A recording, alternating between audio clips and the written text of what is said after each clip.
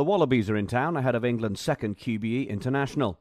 Prop Ben Alexander's preparing to face a side he believes are playing typically English rugby. You can see they're playing a different brand of rugby now under a new coach and then with a new captain. I think they did really well in South Africa. They should have beaten them a couple of times there, and they did much better than we did when we went over there this year. So they played extremely well last weekend. So I think they still maintain a lot of the traits that are English rugby. They're scrummaging and they're mauling, but I'm really impressed with how they're starting to throw the ball around and the way they're attacking, as well as their breakdown work.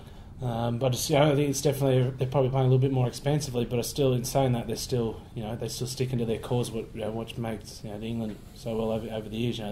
Their forward play is still just as good. They haven't sacrificed any areas, and they've probably added to their game as well. 2010 saw Chris Ashton score that try. So what does centre Pat McCabe make of the challenge? This is my first time playing over in England, playing at Twickenham, so that's extremely exciting for me. But yeah, it's obviously a huge challenge. We've obviously seen a lot of tries that he's scored, and he's been a dangerous player for England for a long time now, so I've seen a lot of him.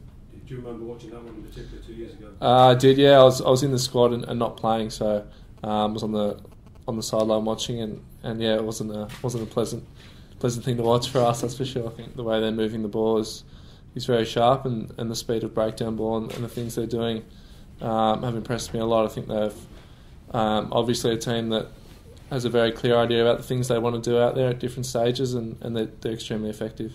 Who would you say are the favourites on Saturday? I'm not sure. I think I guess the Poms would have to be on the way they played on the weekend. I think if you look at the 2 weekends results, they're obviously outstanding. We're extremely poor, so I don't know. I guess both teams are extremely excited for it.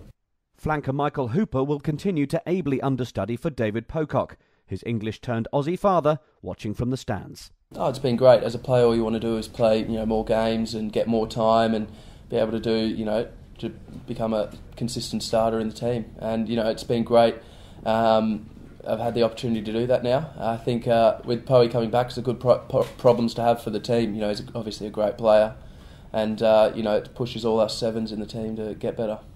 We're really looking forward to this weekend. It's a great rivalry. And, for me, there's special importance there. And to play at Twickenham is, apparently one of the best things as a rugby player. So I'm excited about that.